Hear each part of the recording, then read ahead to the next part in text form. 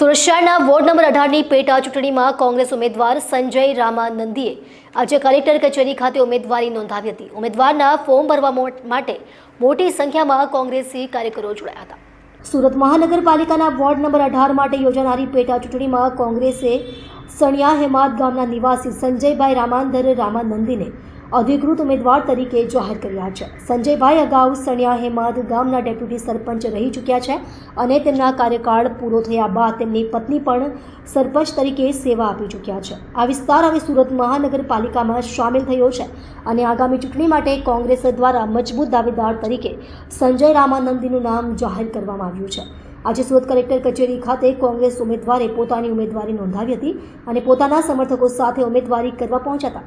Ward number 18માં ઘણી સમસ્યા છે, જીતશે તો તમામ સમસ્યા નિવારવા કામ કરશે તેવું સંજય રામાનંદીએ જણાવ્યું હતું।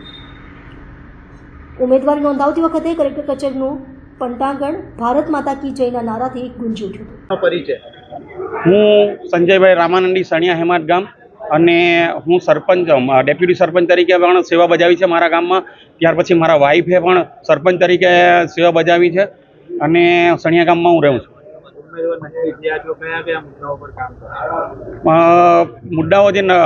મુદ્દાઓ છે બહુ ઘણા મુદ્દાઓ છે। સરકારને જો લઈને જાઓ ઢગલા છે, સરકાર એક પણ મુદ્દાનું સોલ્યુશન નથી લાવતી। પહેલો મુદ્દો મારો ખાડીનો છે, ખેડૂતનો છે, મોંઘવારીનો છે, ભ્રષ્ટાચાર લઈને ગરીબોનો છે, ઘણો મુદ્દાઓ છે।